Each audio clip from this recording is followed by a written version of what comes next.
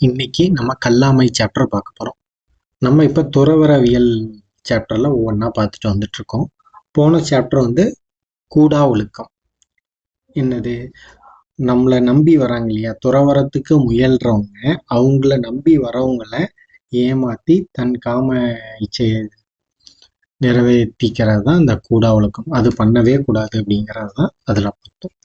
இது கல்லாமையில் என்னன்னா, நம்மளை நம்பி வரவங்களை வஞ்சனை செய்து ஏமாற்றி அவங்கள்ட்ட இருக்கிற பொருளை அபகரிச்சுக்கிறது.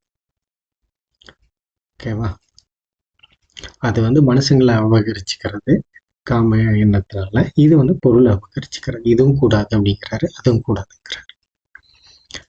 இதுதான் கல்லாமை சாப்டர். இதே மாதிரி கல்லாமை மாதிரியே இல்லறவியல்ல வெகாமை அப்படின்னு ஒரு சாப்டர் இருக்கு.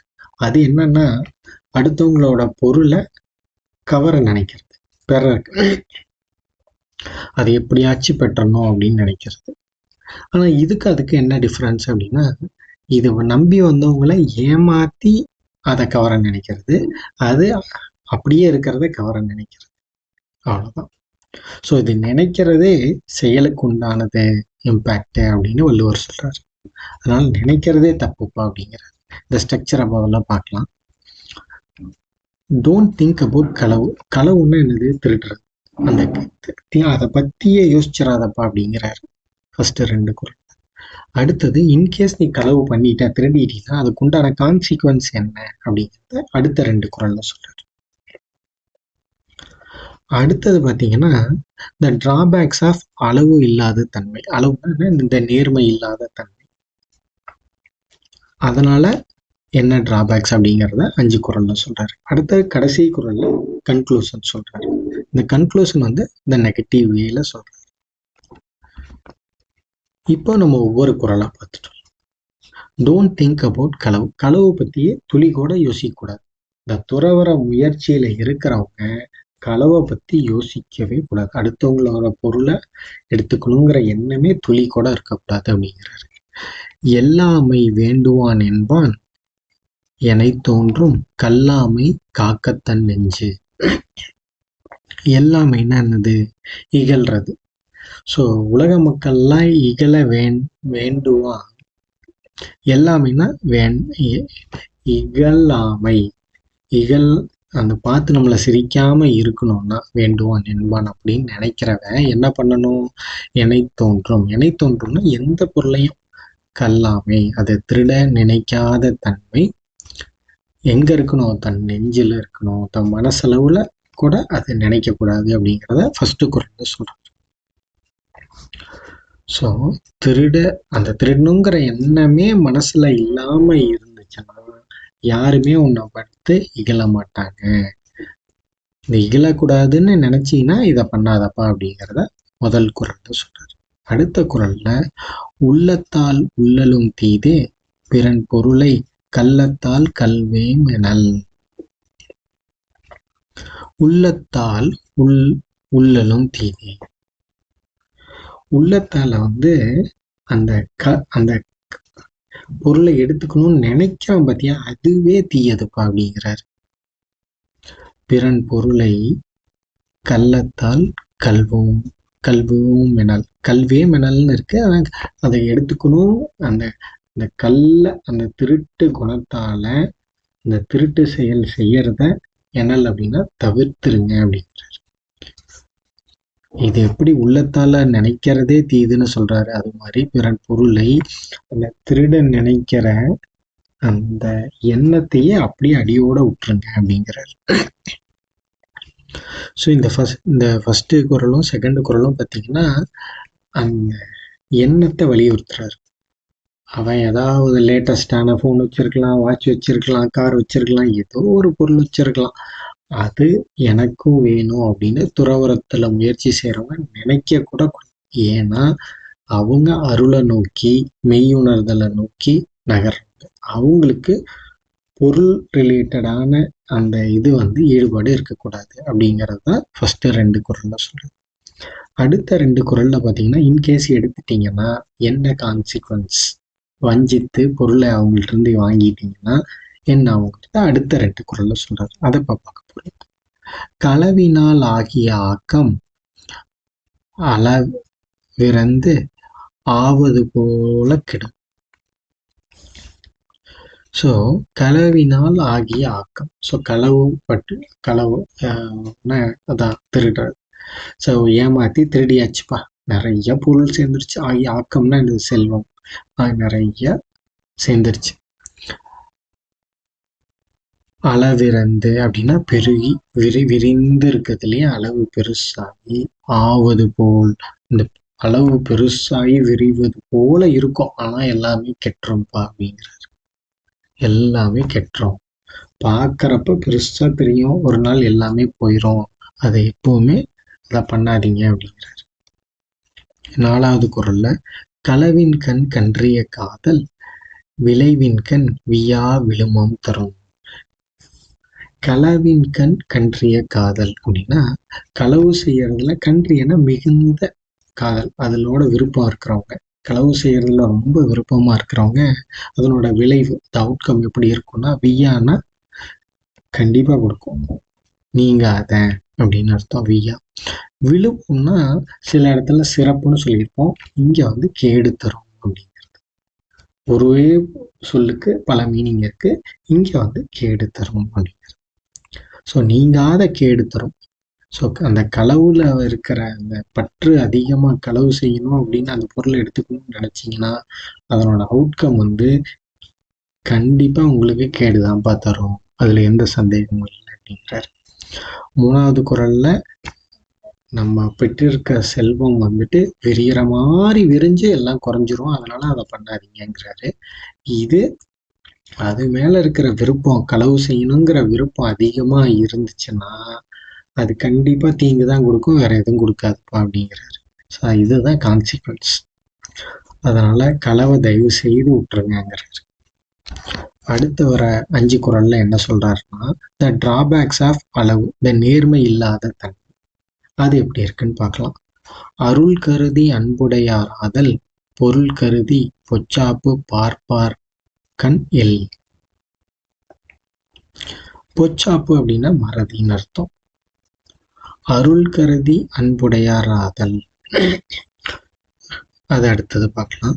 பொருள் கருதி பொச்சாப்பு பார்ப்பார் கண் அப்படின்னா, அந்த அடுத்தவங்க வச்சிருக்க பொருளை வஞ்சனையால திருடுற அந்த எண்ணம் இருக்கும் இல்லையா, அது எப்போ பொச்சாப்புன்னா அவங்க சோர்வா இருக்கிற சமயத்துல, ஸோ இல்லை மறதியா இருக்கிற சமயத்துல அதை பார்த்துக்கிட்டே இருப்பாங்களாம். எப்போ வஞ்சித்து அந்த பொருளை எடுத்துக்கலாம், அவங்க எப்போ சோர்வா இருப்பாங்க. அப்படி இருக்கிறவங்கள்ட்ட அருள் கருதி அன்புடையார் ஆதல் இல்லை. அந்த அருள் கருதி அன்பு, அந்த அன்புங்கிற தன்மை, இந்த அருளுங்கிறது எதுவுமே அவங்கள்ட்ட இருக்காதுப்பா. அதை புரிஞ்சுக்க. துறவரத்தோட பேஸ் வந்து அருள், அந்த அருளே இல்லாம போயிடும். அதனால இதை தயவு செய்து செய்யாதீங்க அப்படிங்கிறார். அடுத்தது 6வது குறள். அளவின் கண் நின்றொழுகல் ஆற்றார் களவின் கண் கன்றிய காதலவர். ஆற்றார் அப்படின்னா செய்யாதவங்க. எது அளவு அப்படின்னா இங்க நேர்மை, நேர்மையான தன்மை. நின்றொழுகல்னா அதுபடி அதுபடி நடக்கிற தன்மை இல்லாதவங்க எப்பேற்பட்டவங்களா இருப்பாங்க. களவின் கண் கன்றியன்னா மிகுந்த காதல். ஸோ களவு செய்யறதுல ரொம்ப விருப்பம் உடையவங்க அந்த நேர்மையான வழியில இருக்க மாட்டாங்க அப்படிங்கிறத 6வது குறள்ல சொல்றாரு. ஸோ களவுல ரொம்ப ஈடுபாடு இருக்கவங்க, ரொம்ப விருப்பம் இருக்கிறவங்க நேர்மையான வழியில இருக்க மாட்டாங்க அப்படிங்கிறார். அடுத்தது 7வது குறள். களவென்னும் காரறிவாண்மை அளவென்னும் ஆற்றல் புரிந்தார்கண் இல். களவென்னும் காரறிவாண்மை, களவு என்னும் அந்த அறிவால், கார்னா இருண்ட அறிவு உடைய தன்மை, இந்த திருநுங்கிறது இருட்டான தன்மை இல்லையா, அது அளவென்னும் அந்த ஆற்றல் புரிந்தார்கண் இல்லை.